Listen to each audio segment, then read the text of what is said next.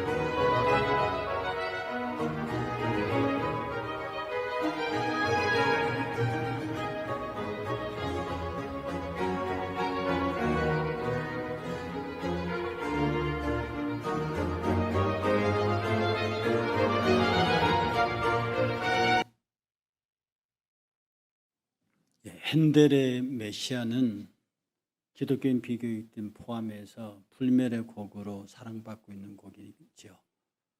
옥중에서 출소한 핸델이 깊은 영감 속에 작곡한 그야말로 불후의 명곡입니다.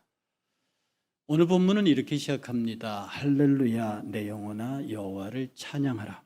나의 생전에 여호와를 찬양하며 나의 평생에 내 하나님을 찬송하리로다. 할렐루야. 이건 사실 우리 기독교인만이 쓰는 용어죠. 여기에는 하나님의 임재가 있는 신비한 외침이고요. 또 우리들의 멋진 신앙 고백이고 이 땅에서 쓰는 유일한 천국 방언이면서 우리 신앙의 전부를 담고 있는 신비로운 단어입니다. 할렐루야, 하나님을 찬양하라. 하나님을 경배하라. 그런데 여러분, 익숙한 질문 같지만 대답하실 수 있겠습니까? 왜 우리가 하나님을 경배해야 합니까? 왜 우리가 하나님을 찬양해야 합니까? 이 이유가 분명하지 않으면 우리가 경배하고 찬양하는 일이 형식적일 수밖에 없는 거죠. 이 세상의 존재하는 모든 것은 반드시 그것을 만드는 과정이 있고 그 다음에 그 만드는 목적이 있는 겁니다. 예를 들어서 이게 무슨 포인트인데요. 화면을 넘기는, 이걸 제가 만들었습니다. 왜 만들었겠습니까? 화면을 넘기는 무슨 포인트로 쓰려고. 그런데 이 자식이요, 조금 나한테 쓰이다 갑자기 하는 말이, 주인날이 나 이거 별로 재미없거든요. 지금부터 나를 차 부속으로 써주세요. 그리고 포인트 역할을 안 하기를 거부합니다. 예를 들어서 그렇다는 뜻입니다. 이게 말을 안 듣고 도망가고 막 그런단 말이에요.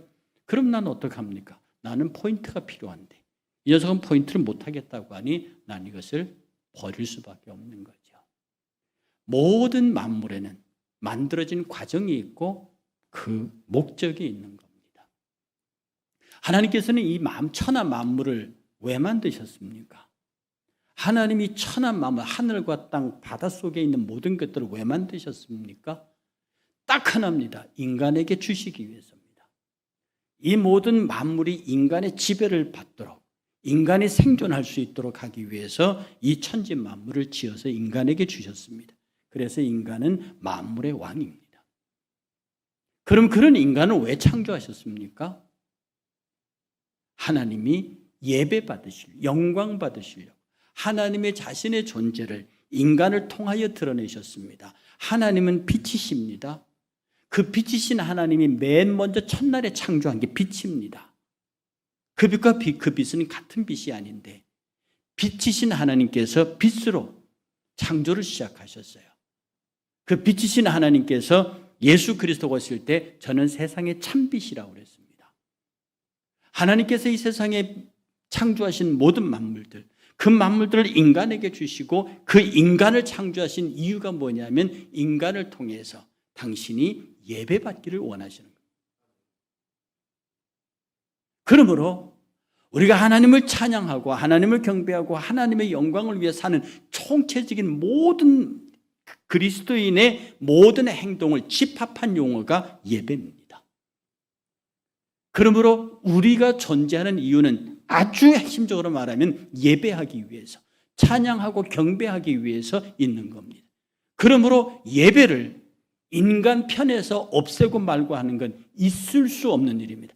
팬데믹이 아니라 그 어떤 전쟁 상황에서 내 몸 앞에 총칼이 놓여져도 예배를 포기할 수 없는 것은 예배는 내 쪽에서 어떻게 할 수 있는 게 아니고 그가 나를 이 땅에 존재하게 하시는 이유이기 때문에 내가 존재하는 한 예배는 포기할 수 없는 겁니다.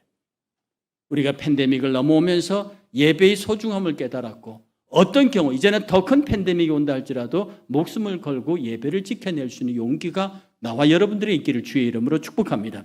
예배는 우리가 살아있는 이유고 예배는 존재하는 이유며 교회의 전부입니다. 어떤 이유로도 이 예배의 가치를 대청할 수 없는 겁니다. 할렐루야, 하나님을 찬양하라, 하나님을 경배하라. 그게 예배라는 거예요. 이 예배하고 하나님을 찬양하는 사람들의 특징이 뭐냐? 오늘 시편 기자는 세 가지로 분류해 줍니다. 뭐라고 시작하느냐 하면 귀인들을 의지하지 말, 하나님을 예배하는 자, 찬양하는 자들은 귀인들을 의지하지 말며 도울 힘이 없는 인생을 의지하지 말지니 그 생명이 다하면은 그에게 모든 게 사라진다고 얘기합니다. 이 귀인은 뭐냐면 세상에 힘 있는 사람들이에요. 권력자들, 돈 있는 재력가들, 지식이 많은 학자들, 소위 말해서 우리가 세상 말에 출세했다고 하는 사람들, 귀인들, 이제 귀족들을 얘기하는 거죠. 옛날의 귀족들. 그런 사람들을 의지하지 말아라. 요새 우리도 힘들면 이런 사람들을 찾아가죠. 주님은 그러지 말라는 겁니다. 또 말하기를 도울 힘이 없는 인생을 의지하지 말라. 인생은 일반적이고 보편적인 사람들이면 사람이 나를 도울 수 있다. 물론 도울 수 있습니다.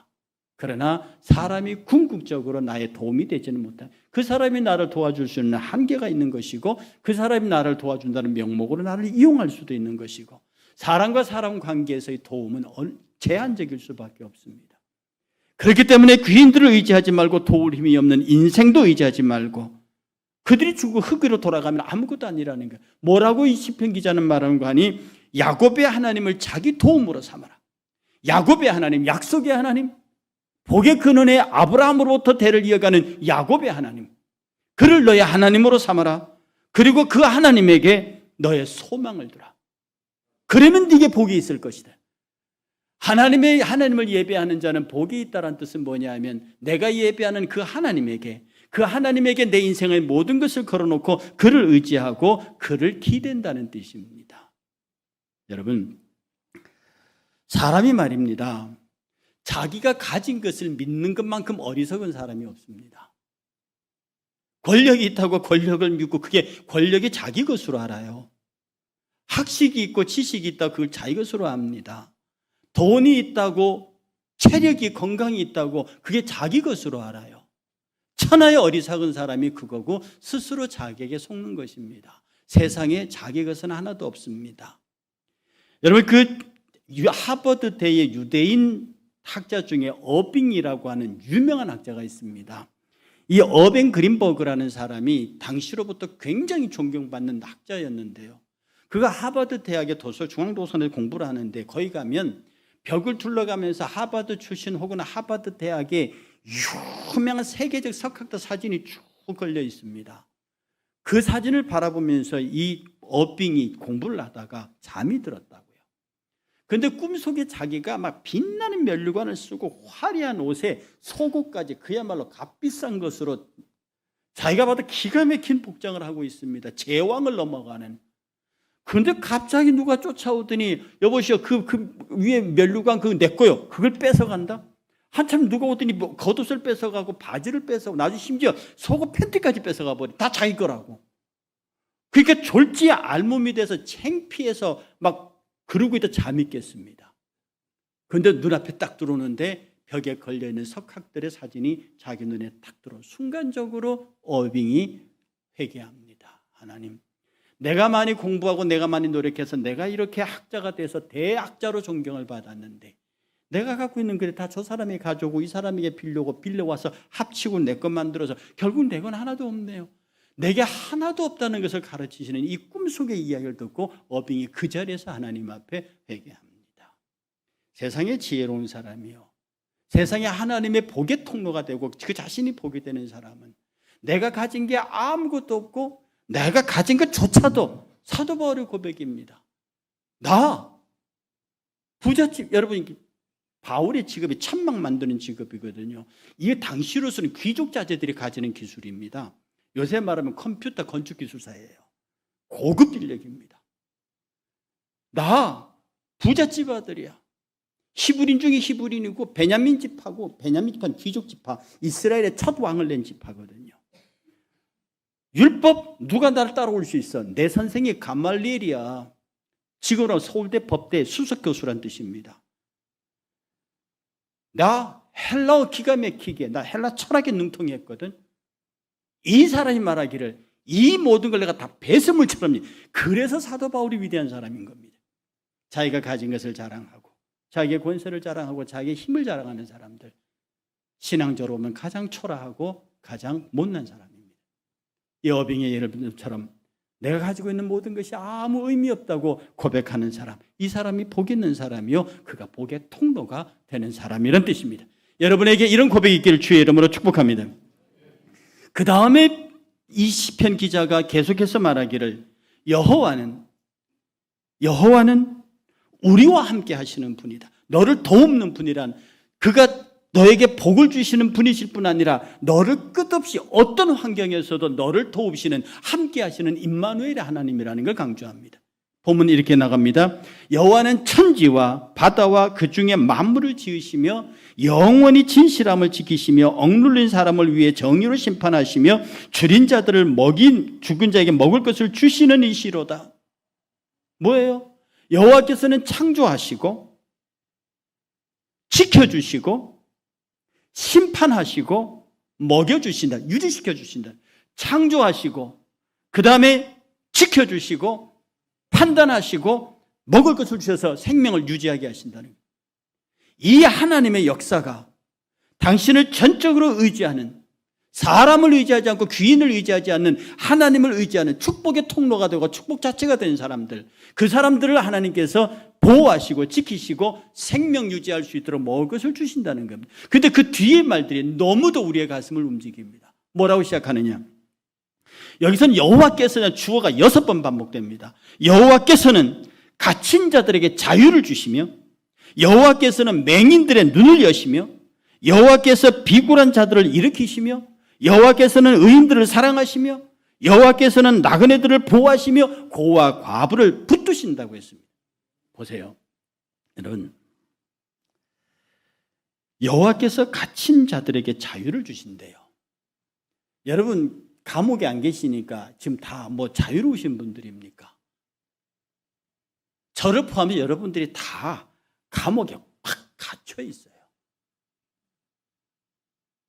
어떤 사람은 명예의 감옥에, 어떤 사람은 돈의 감옥에, 어떤 사람은 지식의 감옥에, 어떤 사람은 외모의 감옥에, 어떤 사람은 사람의 감옥에.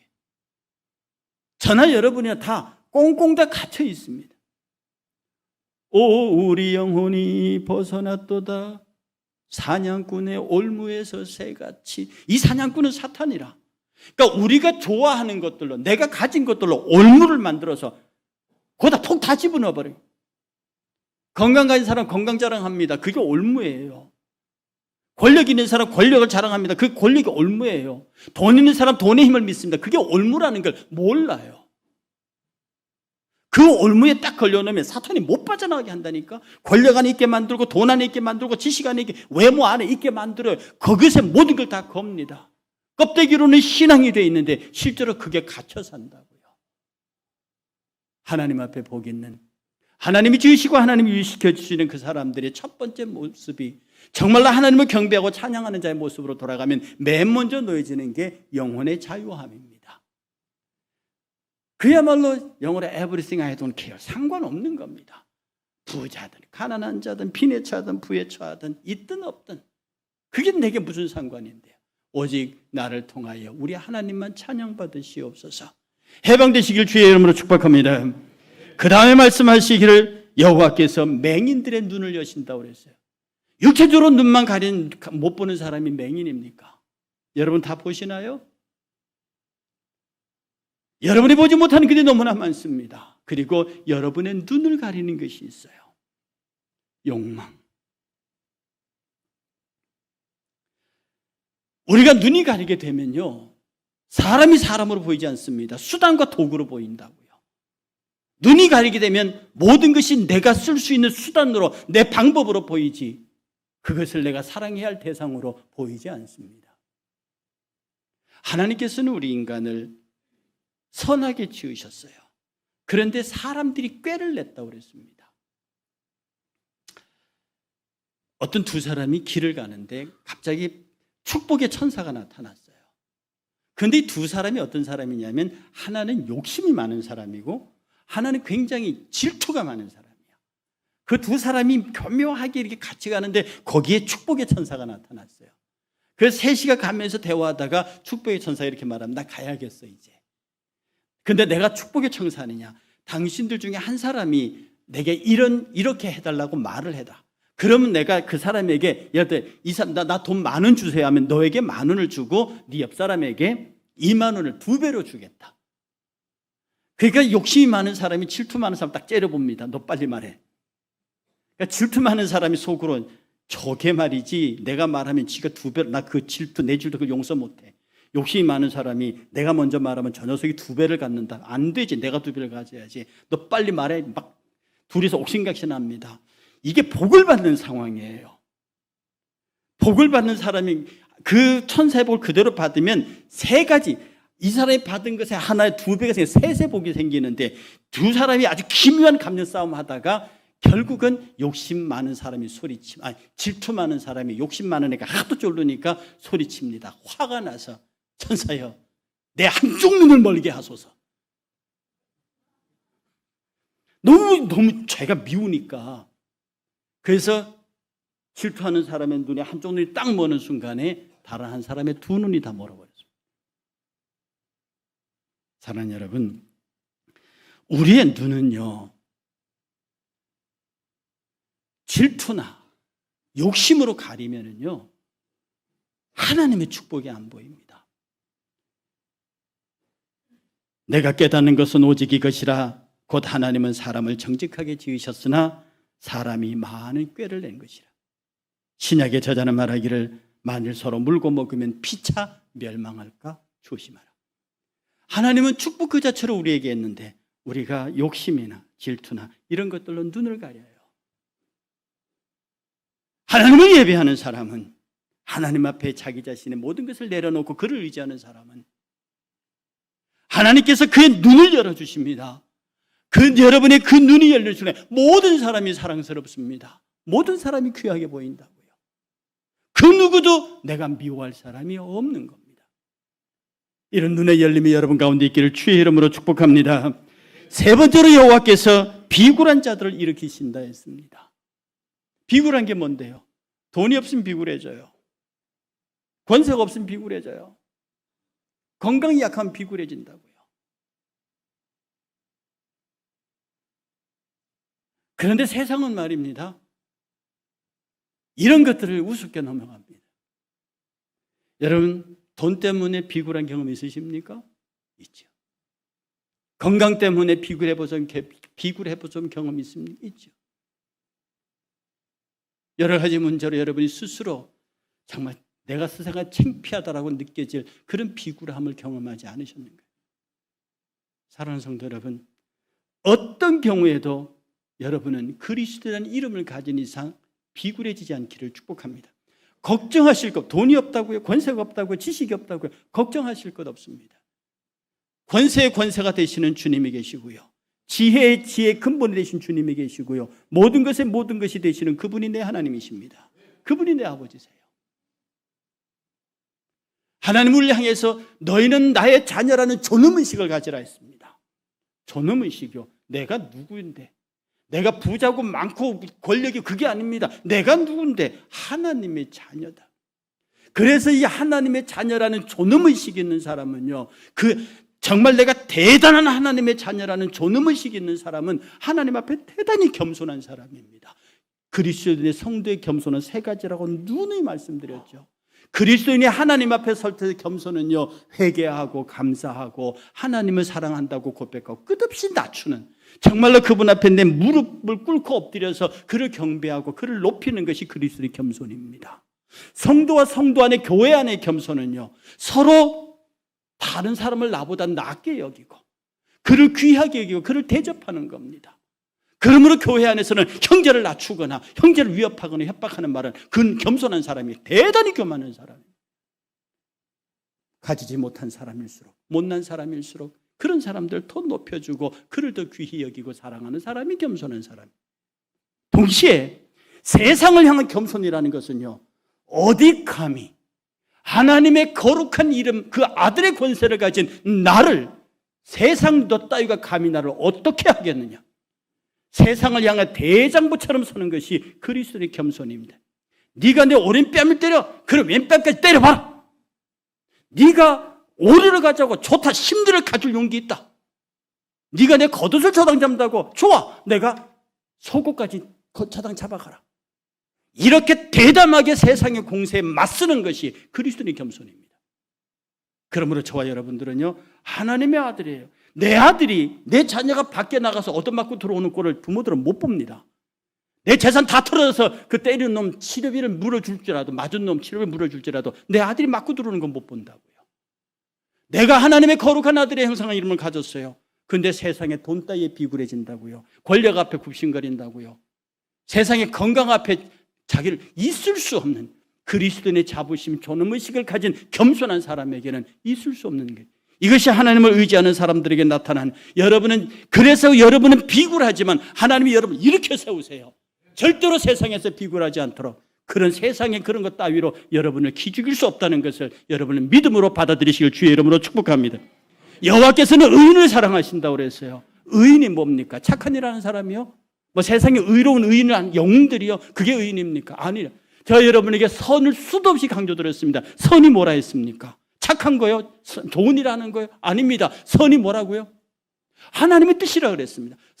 기독교의 선은 하나님의 뜻입니다. 하나님이 세상을 이처럼 사랑하사 모든 것이 합력하여 선을 이루어내는 것이라, 모든 것이 합력하여 곧 하나님의 뜻을 이루는, 모든 것이 합력하여 하나님의 뜻을 이루는 것입니다. 그게 선입니다.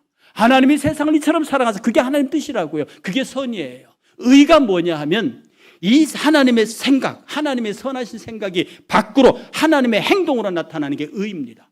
하나님이 세상을 이처럼 사랑하사, 이건 하나님의 선이에요. 이 선하신 하나님의 생각이 사랑하는 그 밖으로 행동으로 드러나셨어요. 어떻게 드러났습니까? 당신의 아들 예수 그리스도를 사람으로 보내서 십자가 못 박히는 거예요. 이게 의입니다. 하나님의 생각이 밖으로 행동으로 옮겨난 게 의라고요. 그러니 예수 그리스도가 의이고 십자가가 의인 겁니다.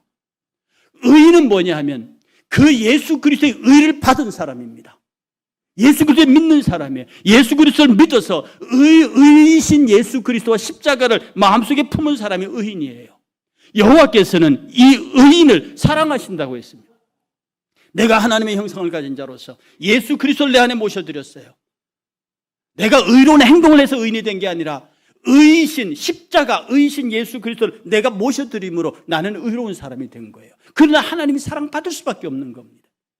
여러분 안에 임마누엘 하셨습니다. 여러분 안에 성령이 계신다고요. 여러분 안에 십자가가 있습니다. 하나님의 사랑 넘치시기를 주의 이름으로 축복합니다. 그리고 다섯 번째로 말하기를 여호와께서는 나그네들을 보호하신다. 나그네입니다. 여러분 인생 나그네라고 성경에 수도 없이 말했습니다.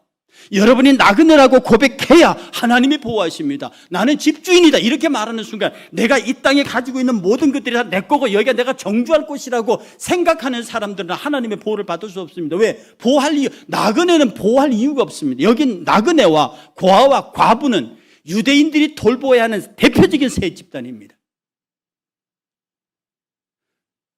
여러분 과부 아니세요? 남편이 있다고 과부가 아닙니까? 엄마 아버지 있다고 고아가 아니신가요? 아닙니다. 우리는 지금 이 신약의 말씀 속에 살아가고 보면요, 우리는 전부 다 나그네들이요 고아와 과부들입니다. 그래서 예수 그리스도 우리의 영적 신랑이 되셨고요, 예수 그리스도는 우리의 아버지가 되셨습니다. 우리의 나그네 길을 인도하셔서 적과 꿀이 흐르는 에덴 땅에 들어가게 하시는 겁니다. 하나님 앞에서 절대적으로 내가 나그네임을 고백하고 당신이 없으면 당신은 영원한 나의 신랑이요 당신은 나의 아버지라고 하는 고백이 있는 사람들, 하나님께서는 그들을 붙드시고 보호하시는 겁니다. 여러분의 신앙 고백에서 하나님은 나의 아버지시고 나의 남편이시며 내 나그네 길을 인도하시는 참된 목자라고 고백하셔서 그 은혜와 복에 함께 하시기를 주의 이름으로 축복합니다. 그러므로 우리가 이 신앙의 길을 살아가다 보면요, 여러분 내가 분명히 이렇게 임마누엘은 찬양의 사람인데 살다 보면 시험당합니다. 어려움이 있다고요. 내가 어떻게 하나님께 매달려서 살아보려고 몸부림치는데 아프기도 하고요, 가난해지기도 하고요, 사람과 사람 사이에서 고난당하기도 합니다. 저는 늘 하나님께 우리 성도들 위해서 기도합니다. 하나님 사람 때문에 고난당하지 않게 해주세요. 건강에 시험 들지 않게 하세요. 돈 때문에 자존심 상하지 않게 해주세요. 이것이 목자로서의 365일 기도인데 그럼에도 불구하고 우리는 연약해집니다. 이게 소위 말해서 하나님의 채찍입니다. 왜 하나님께서 채찍을 치시느냐? 그의 자녀이기 때문에 그렇습니다. 이런 놀라운 축복의 통로, 복의 근원을 삼아서 복을 주려고 하는데 우리가 여전히 하나님 앞에 제대로 된 자녀의 모습을 갖추지, 하나님의 성도의 모습을 갖추지 못하기 때문에 우리가 하나님 앞에 매를 맞고 있는 겁니다. 여러분 모든 인간의 불행이 다 하나님의 채찍이라고 생각하면 안 됩니다. 그런데 여러분이 어려움 속에 딱 있을 때 이것은 하나님의 채찍이라고 생각하는 게 있습니다. 여러분이 조금만 더 면밀하게 살피면 여러분이 당하는 고난 중에서 많은 고난 당하죠. 그 중에 어떤 것은 이것은 하나님의 채찍이라고 느껴지는 게 있습니다. 왜 하나님이 나를 채찍으로 치실까? 어떤 여성도가요, 부흥산 무디를 찾아와서 이렇게 말했습니다. 부흥산 무디님, 내가요 죄를 많이 지었거든요. 그런데 하나님이 한 번도 나를 안 때리세요. 아마 하나님은 안 계시는 것 같습니다. 내가 이렇게 예수 믿던 이후에 죄를 많이 지었는데 하나님 나 그게 내버려 두셨어요. 하나님이 안 계시는 거 맞죠? 그랬더니 무디가 그를 똑바로 쳐다보며 한 말이 있습니다. 자매님, 지금 당신은 나에게 나는 예수를 믿지 않습니다라고 말한 거예요. 무슨 말씀은 그래, 내가 교회 다닌 세월이 20년이 넘는데.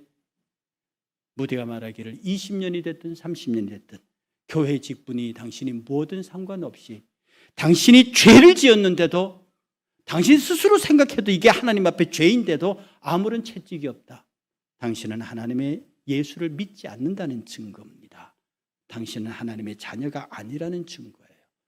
여러분 얼마나 가슴 떨리는 이야기입니까? 하나님 우리의 시간을 통해서 여러분을 채찍질하셔요. 여러분의 영이 조금만 민감해서 작은 채찍질도 느낄 수 있기를 축복합니다. 그 하나님의 호통 소리와 채찍 소리가 들릴 때 그 자리에 무릎 꿇고 하나님 잘못했습니다. 용서하시옵소서라고 하면 하나님께서는 그에게 놀라운 은혜를 베푸십니다. 헨델이요, 얼마나 잘 나갔습니까? 그의 어머니는 아버지가 목사였던 신앙 좋은 여인이었습니다. 그의 아버지는 이발사면서 외과 의사였어요. 여러분 그거 아시죠? 이 이발소에서 뺑뺑 돌아가는 거, 그 하얀 거, 빨간 거, 그게 뭔지 아시죠? 그게 붕대고 혈관입니다. 옛날에는 그 이발사들이 외과 의사였어요. 그게 이제 돌아가는 게 이발소 상징이 그게 원래 의사들 겁니다. 그런 아버님이 교육을 잘 받았어요. 어려서부터 음악에 천재성이 드러났습니다. 그래서 앤 공주가, 영국의 앤 공주가 독일 사람한테 가버렸어요. 그래서 독일 황제가 화가 나기도 했죠. 그러니까 런던 가서 잘 나가다가 언제부턴가 자기가 작곡한 곡이 인기가 시더, 연예인들이 다 그렇죠. 인기가 시든단 말이죠.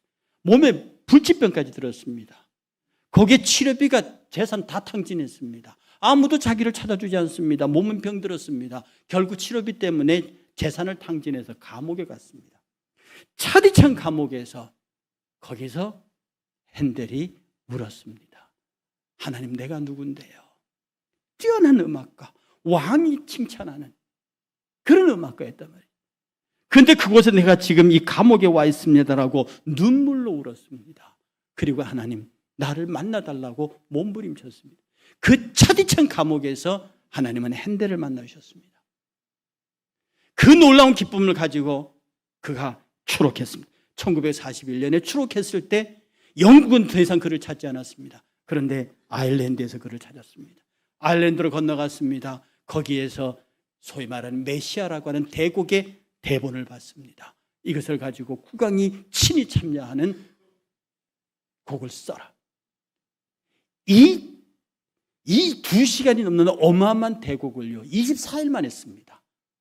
이걸 다 써놓고 헨델이 말하기를 이건 마치 하나님이 내 안에서 쓰는 것 같았다고 그랬어요. 정말로 막 밥도 안 먹고 물도 안 마시면서 그야말로 초인적인 힘으로 24일 동안에 이 대곡을 완성합니다. 그리고 아까 처음에 보셨던 대로 600명짜리 700명이 와서, 원래 그 서양 사람들의 여자 드레스가 거창하잖아요. 그 전부 다 간단한 옷도 입고 오라고, 면적 차지하는 게 입지 말라고. 그렇게 해서 대성황을 이루면서 마지막 2부 끝부분에서 황제가 일어서서 그 곡을 경험, 그 지금 음악사에서 유명한 사건입니다. 황제는 웬만해서 일어나지 않죠. 하나님은 그 감옥에서 울고 감옥의 채찍을 신앙으로 받아들인 그 헨델의 회개를 받아들여서 메시아라고 하는 놀라운 대곡으로 응답하셨고, 그 이후로 이 헨델은 음악가로서 세계 지금까지도 그의 음악을 따를 수 없는 위대한 별 같은 음악가로 남아 있는 겁니다. 이것이 헨델의 메시아입니다. 저와 여러분들도 이 메시아를 쓸 수 있습니다. 우리가 우리의 감옥에서 하나님 우리를 채찍하실 때, 우리를 혼내실 때, 우리 양심을 찾아와서 너 그러지 마라 라고 얘기할 때, 하나님은 우리를 선하게 지었으나 우리가 꾀를 내서 하나님의 은혜를 하나님이 주신 것을 내 뜻대로 내 방법대로 요리조리 조작해서 내가 낸 꾀로 인하여 하나님의 복을 저주로 바꾸는 일, 이런 일이 우리 가운데 있어서는 저는 여러분을 진심으로 사랑하며 어떤 사람에게도 고난당하지 않고 물질의 시험 들지 않고 건강으로 아프지 않도록, 그러면서 우리의 메시아를, 헨델의 메시아가 우리의 메시아, 인생의 메시아로 써갈 수 있는, 훗날에 내가 하나님 앞에 가서 계산할 적에 하나님, 내가 내 이 땅에서 쓴 메시아의 대국이 너무 아름답다고 말할 때 하나님이 내가 쓴 너의 메시아를 들었다고 말하는 가장 축복된, 복 있는, 찬양하고 기뻐하고 기도하고 감사하는 놀라운 예배자들이 되시기를 주의 이름으로 축복합니다.